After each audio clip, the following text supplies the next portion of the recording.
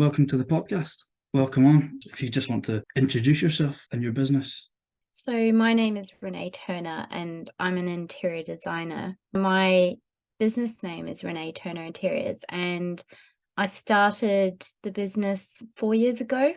It was really the result of, I guess, unsure of where I was going in my career.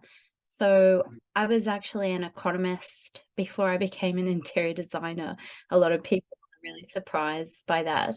It was something I had done since I graduated in 2002 to 2017, and I worked in the energy sector. So I was actually an analyst and forecasted energy demand and supply, which is completely different to interior.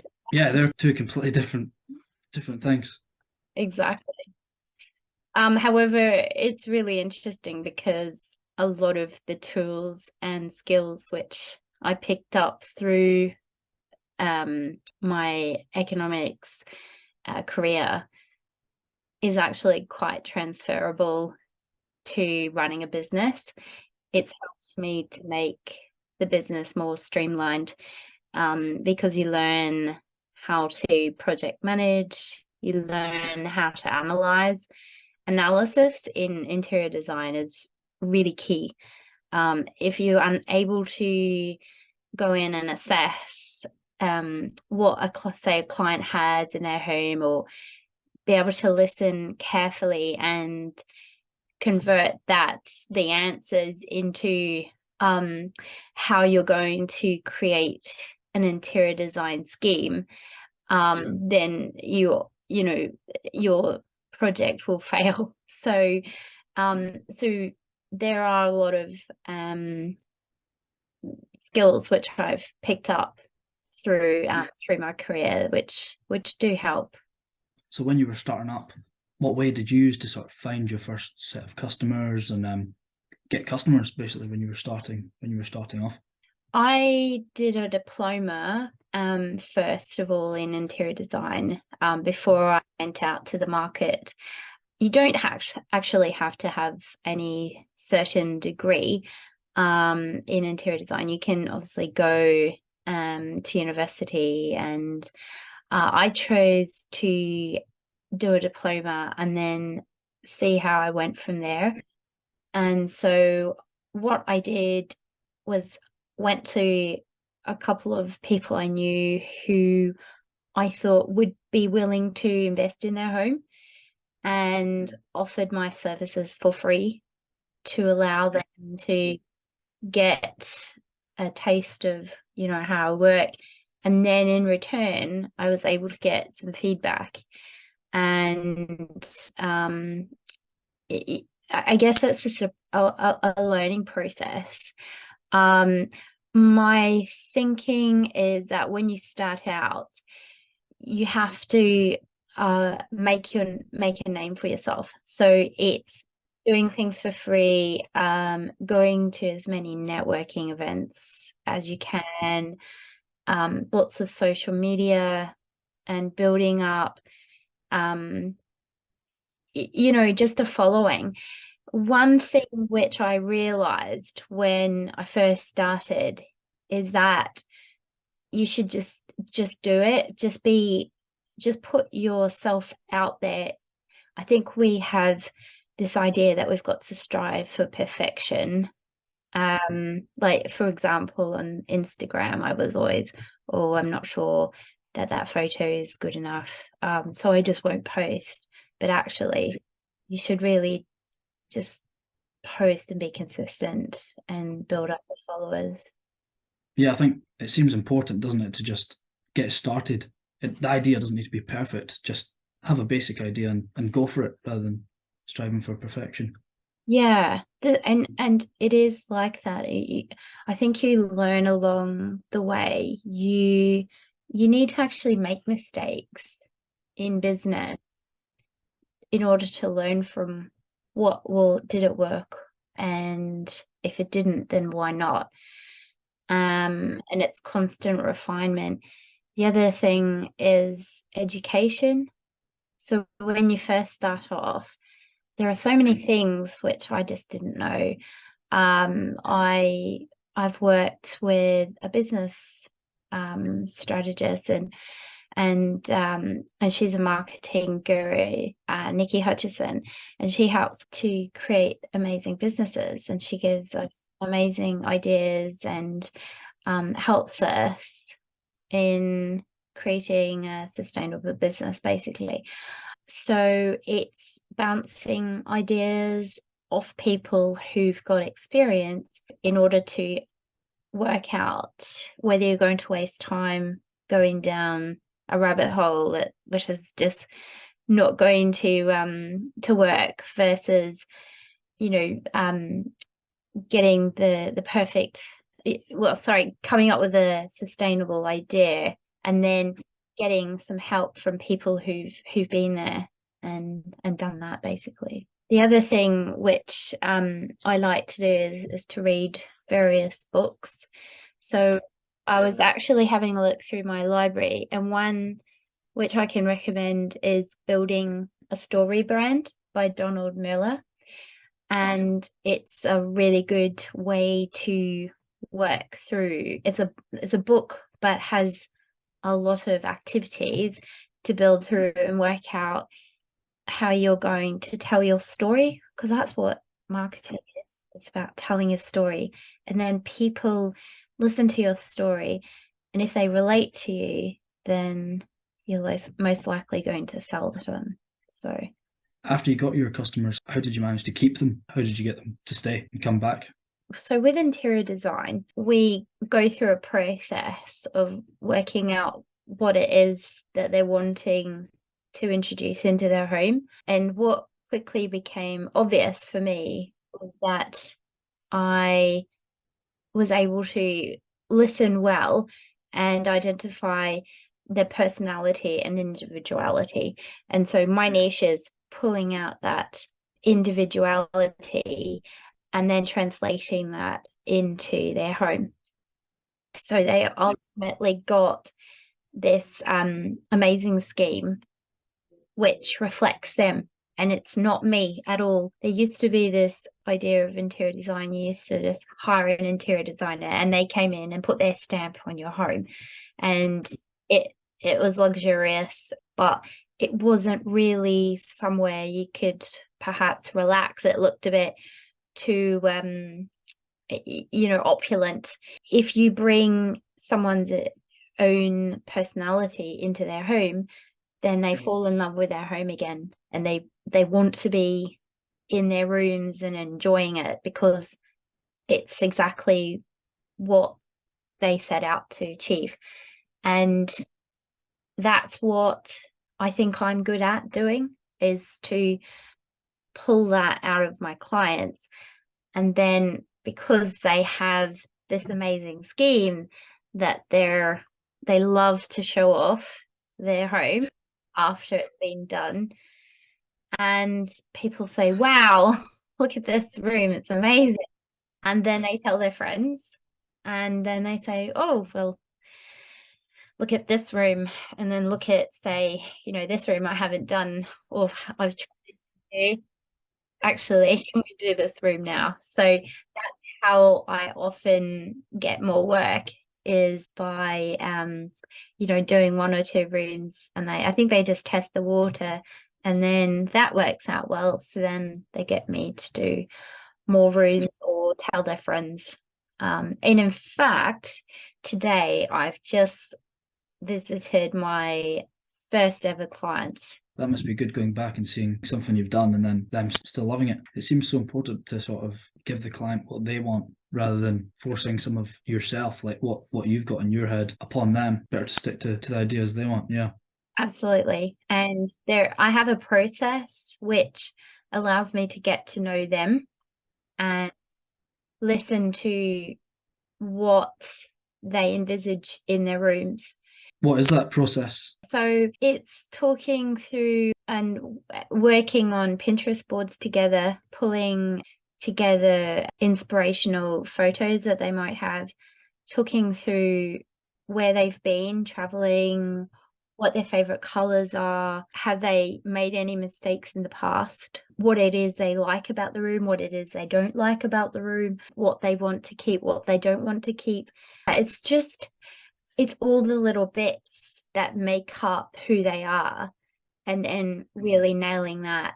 And the other thing, which I said, I was an analyst. So when I look at Pinterest, I say, right, populate this with all the photos that you're inspired by, and you will see a trend that starts occurring. And then I can analyze that and say, right, this is what you are most attracted to. I think we should, focus on that. And then it's knowing how to use that idea, but then where my knowledge comes in is understanding what colors are going to work and what sort of fabrics. And I also do 3D drawings to allow my clients to understand a better layout of the room, so that you get a better flow, as per se. So it makes it feel either bigger, or it feels cozy, or it just feels less clunky. That's one issue which I have all the time, is a client say, I just don't like this room, it feels cluttered. So it's about creating the perfect layout, and then combining that with the schemes that they're attracted to. A question I wanted to ask you as well was, there's obviously a ton of competition in Edinburgh. What's one sort of thing you do to stand out? So I think it's really through social media, also attracting people who, I guess, your ideal client. Everyone's got a niche in interior design, and it's about knowing your own niche and then putting that message out there. Again, it comes down to storytelling, and the kind of story that you tell that will resonate with your ideal client. So it's also knowing who your ideal client is. That is a really key part. It takes a while to know, but you have to pretend that you're speaking to an avatar. So you have to come up with that avatar and know how old they are. Where do they work? Where do they hang out? What sort of things do they like? So there's a lot of that market research, I guess, in the beginning, so that you understand who your ideal client is, and then you need to speak to them so that they come to you. As I said, everyone in interior design in Edinburgh has their own niche, and it's great. And in fact, I'm quite friendly with a lot of interior designers in Edinburgh, so It's not like a big rivalry between all the interior designers. no, we're quite supportive of each other. For your marketing research, did you get any help from other people? Did you ask other business owners, or did you look online? What did you do in terms of market research at the start? That's a great question. For market research, yeah, it's been I guess, a progress thing, like, it's been in the making. So you get to know that over time. At first, I didn't, know.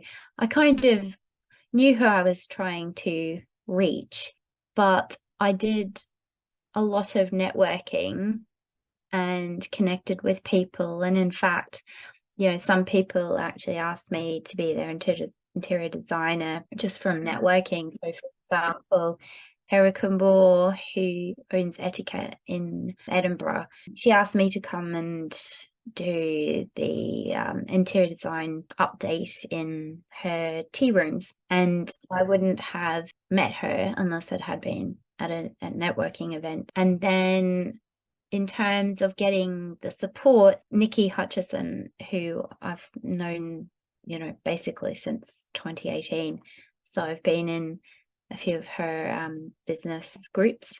When you're working for yourself, if you're going from a team, which I was, or working in a team, to working for yourself, it's quite isolating. So you also need that support as well behind you. With my growth, I also needed a virtual assistant. So my virtual assistant is Emily Coulson, and she's a very switched on person, very intelligent. She's very creative, very savvy. So I just know I can rely on her. So it's finding people like that that you can connect with and they have your back, basically. Because obviously when you hire your first member of staff, you want it to be the right person. So how did you go around choosing the right person for your business? So I tried someone who had been recommended. We just didn't fit quite well. So I just didn't feel the connection, and I don't think she connected with me either. So it didn't quite work out as I hoped. And being virtual, it's a bit tricky. Then I'd met Emily through a networking event a long time ago when she was doing illustrations. So I just remember thinking, oh, she's a lovely person and she seems switched on. I thought, she's creative because she's a really good illustrator. So I said, okay, let's give it a go, and haven't looked back. These networking events, where did you first come across those? Like, say someone's thinking of starting a business or they've just started a business. Where did you find these events? I actually did some searching on Facebook. There was like a mum's entrepreneur group. And then I came across Nikki through that, and but also another key one, which is called Egg.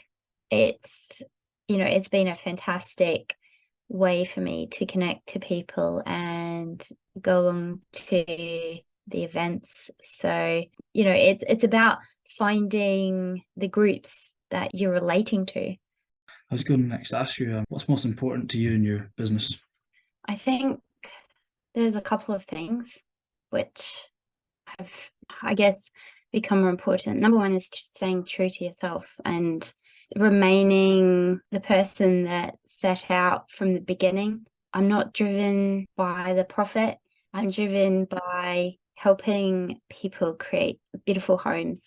And obviously, I'm compensated for that. And as I've got more skills, then, I'm compensated. But ultimately, my priority is to help translate my clients' desires and inspiration and individuality into their homes so that we're creating a home that they love.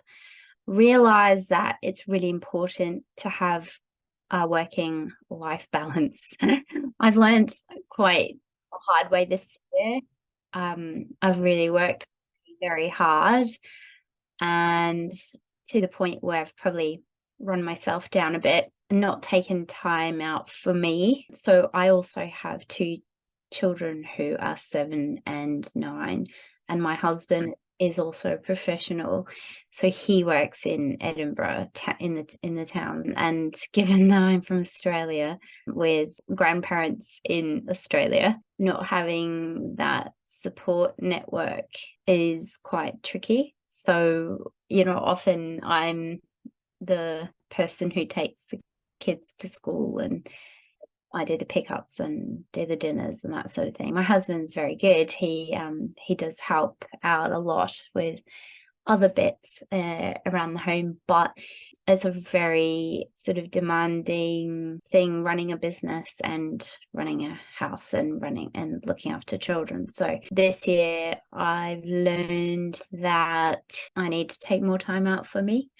So things like exercise and, stopping and reading a book, or just doing things that I enjoy. Because if you get caught up in the business and you can't switch off, you can't maintain that. And eventually the wheels fall off. And it's not the business, it's me. So yeah, I need the energy to keep that going and keep the creativity. So yeah. It probably helps the work you do as well, having a better balance. You'll be able to work more effectively. You'll be able to produce better work rather than having your mind filled with personal problems at the same time. Exactly. What do you love the most about running a business since you've started one? I think it's the autonomy, being my own boss. I just like the fact that I can make the decisions around the way I'm going to take the business, and sometimes they work, sometimes they don't. But then there's times where you can give yourself a pat on the back because you've achieved something. And I think from the industry where I worked, I felt that a lot of the time I probably didn't get the recognition that I deserved. So yeah, I came from a very tricky industry, and I really honestly haven't looked back. And I think that we can sometimes be very hard on ourselves. I can proudly say that, I have successfully started a business. It's going well. And in fact, I recently received a highly recommended award at the Scottish Home Improvement Awards in Glasgow, the best interior designer in Scotland. So Congratulations. thank you. So it's things like that that, make it all worth it. And the other thing is when you see the look on people's faces when you've got to the end of a project and they just absolutely love it. And so there's nothing better. There's nothing better than that feeling that, I've helped that person achieve that, and now they just love this space. So if you were to go back and start your business from scratch, what would you do differently? Oh, that's a good question. I think I would have just jumped in more.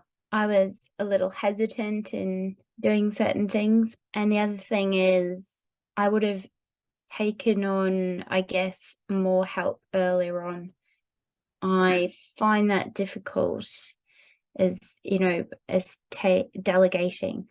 So I find that really tricky, but I'm getting there. I'm getting better at that. And then that's where I'm at the moment, that I need to then, hire someone to give me a hand in other areas in interior design, and in order to grow. And you find yourself at a pivotal point, particularly in interior design, that I need the support from other people to continue to grow.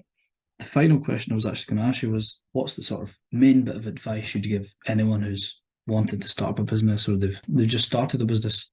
There's a couple of things. So I think it recaps on some of the things I touched. Is, first of all, do your market research. Know who you're trying to sell to, network, because you just never know who you're going to bump into, and they might be really pivotal in your career as a business person. When you first start out, do some freebies.